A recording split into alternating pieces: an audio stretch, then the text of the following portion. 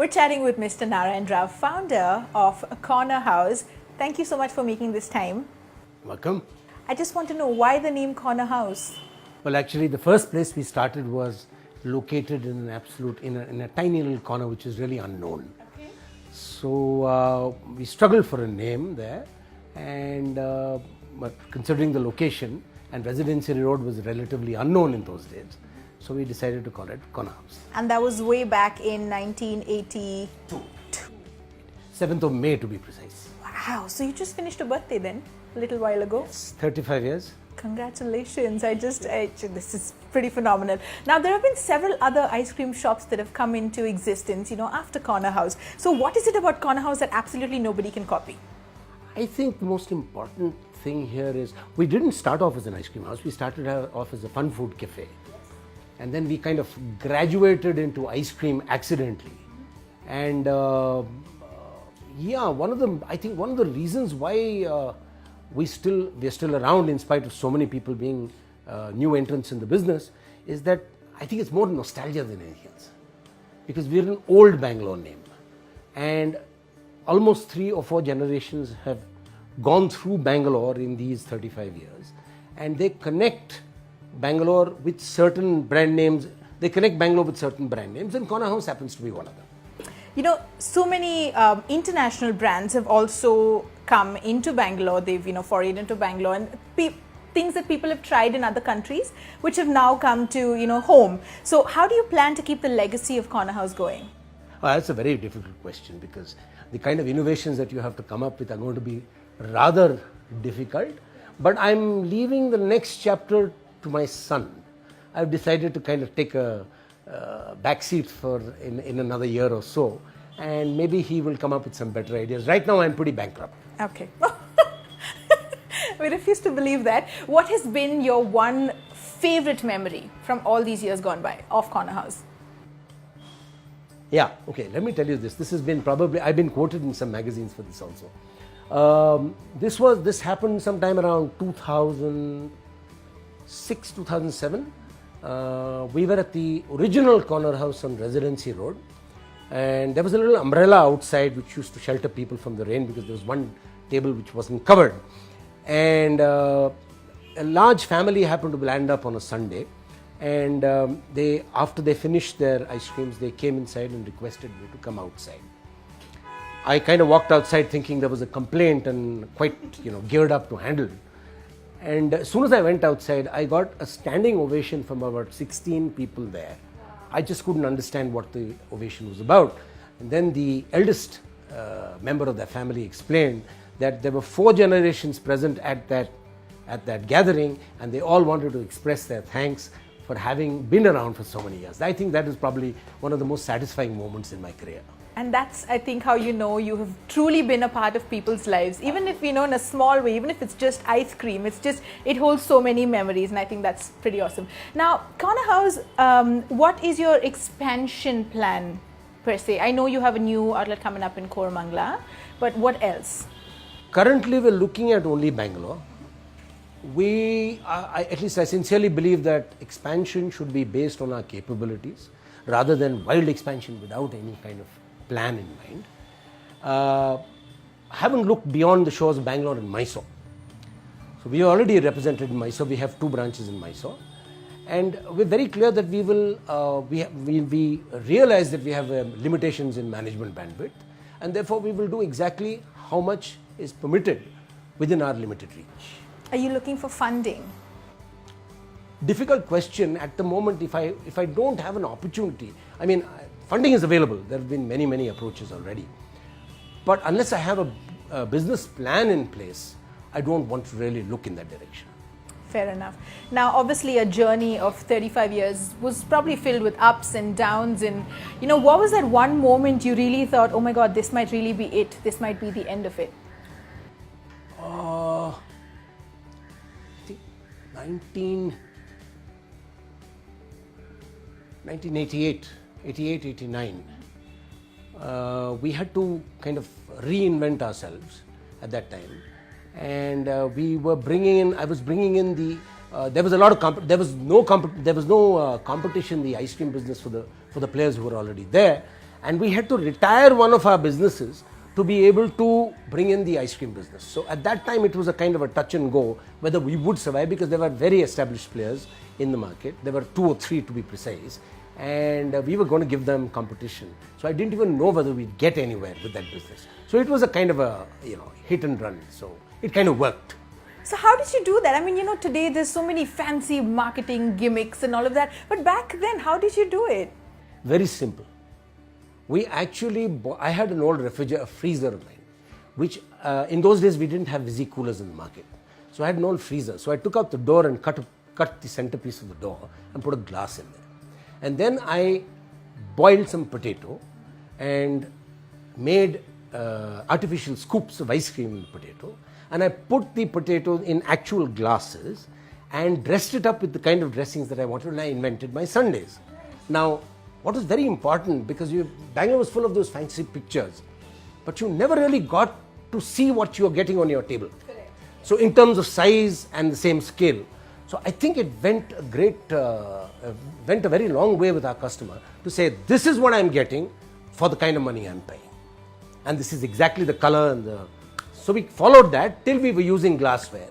And then once we went into disposables, of course, that was not possible. So we kind of retired the refrigerator in that process. So that was the only marketing gimmick that I have really done. You're definitely a man of innovation. Now let's talk independence, freedom, 70 years of India. And we have come a long way, and I definitely believe that Corner House has played a huge role in the lives of millennials here in Bangalore. So what makes you, Mr. Narayan Rao, a proud Indian?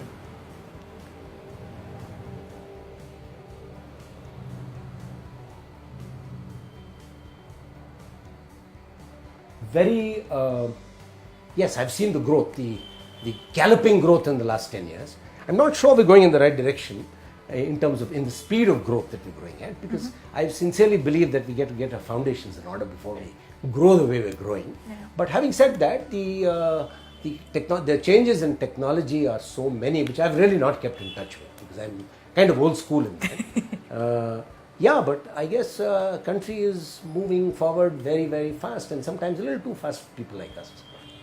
Bangalore from back in 1982, Bangalore of 2017. What is your favorite thing from 2017? You mean continues to be my favorite thing, or? Sure, continues, and something that you have discovered about Bangalore all over again. I always associated Bangalore with the smell of that Sampige when I used to come here. I never knew what it was when I first came to Bangalore in 1974 as a student. I didn't know what it was. And till this day, I associate Bangalore with that wonderful fragrance of that wonderful flower. And I will continue to do so as long as I live. That is so nice. Now, the armed forces, they've been so brave. They've given their, lives. They're willing to give their todays for our tomorrows. And this Independence Day at Indigo 91.9, we are thanking them for their selfless service. What message would you like to give to them? I have been an ardent supporter of the armed forces, considering I'm a 4G brat myself. We, in our CSR program in Corner House, are trying to incorporate something to do with the forces. I would much rather mention this after the plan is in place. But we have very, very serious plans of doing something as far as the forces are concerned, financially, to be able to do for the injured soldiers, as well as there is something new. It's called bharatkevir.com, to which we are planning to donate on a regular basis, and a regular basis from Corner House, and Corner House would be definitely very much a part of that. That's wonderful. That's so great to hear. Now, let's go to the fun side of you. Not that you're not a fun man, you're a very fun man. Which is your favorite flavor of ice cream here? Caramel and mocha. If not for Corner House, which is your favorite ice cream? Well, something that nobody has really made here, but I used to be exposed to it because I was working for a company in Europe which used to make that stuff. It's called soufflé grand marnier. It's made out of grand marnier. It's an orange flavored soufflé. It's a kind of a mix between a soufflé and an ice cream. That is really my favorite. Okay. Now we have to talk about the Death by Chocolate at Corner House. Can you please tell us how the idea of such a rich, decadent dessert came about? We found that people were going, all these things were invented by customers, not by me. The customer first invent. Earlier we used to give chocolate cake as a little piece of chocolate cake under an eggshell, half an eggshell made of hard block of chocolate. A chocolate which was kind of designed like an eggshell, half an eggshell, in half an Easter egg basically. So it was cut in half and we used to put ice cream into it, and to balance it on the plate we used to put a piece of chocolate cake under it. Okay. And put ice cream and chocolate sauce, and we used to call it choco-block. Okay. Soon we found that it was becoming very difficult to consume that because you have to bite through it. So most of the kids used to eat the ice cream and the cake and then take the choco-block home. Right. As a kind of a take home. Yeah. Then one of the customers came up and said, why don't you just use the chocolate cake and the ice cream and see how it tastes? So we did that. In those days we used to use about a kilo of chocolate cake a day. So we tried that, it worked. Then somebody said, why don't you go for a bigger version of this, like a jumbo cake fudge? Right. So then we said, all right, we can't give you the same thing, we have to bring in some variations. So we added a little bit of cream and a little bit of honey, and we put it onto a glass platter, and it was oozing sin. You know? And that's exactly when this Death by Chocolate was born.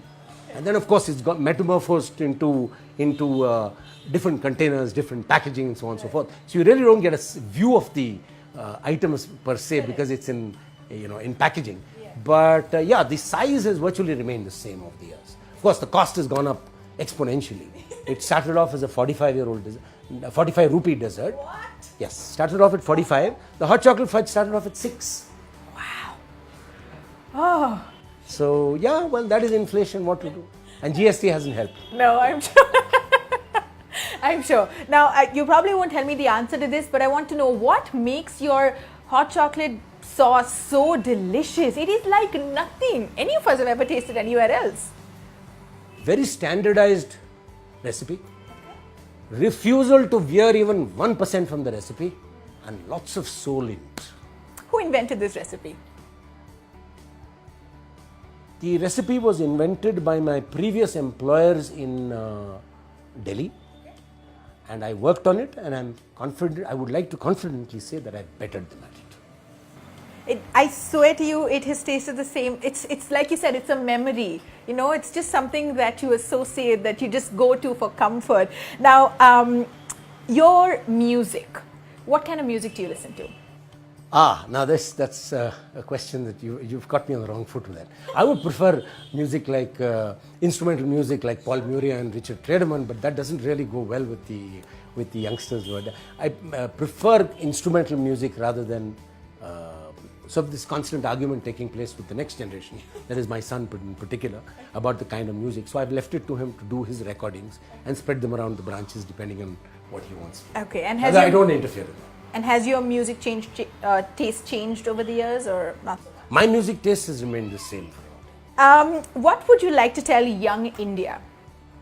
My message to young India is, please have an eye for detail. Do not look at only the superficial angles of anything. I find that young India is very with it, very dynamic, very dashing, wants to do many things in a short span of time. Forget instant gratification, go for delayed gratification, and have an eye for detail. Otherwise, things will not work out. Very deep message, I like it. Well, thank you so much for spending this time with us. Happy Thank you. Independence Day to you. Thank you so much. Thank you.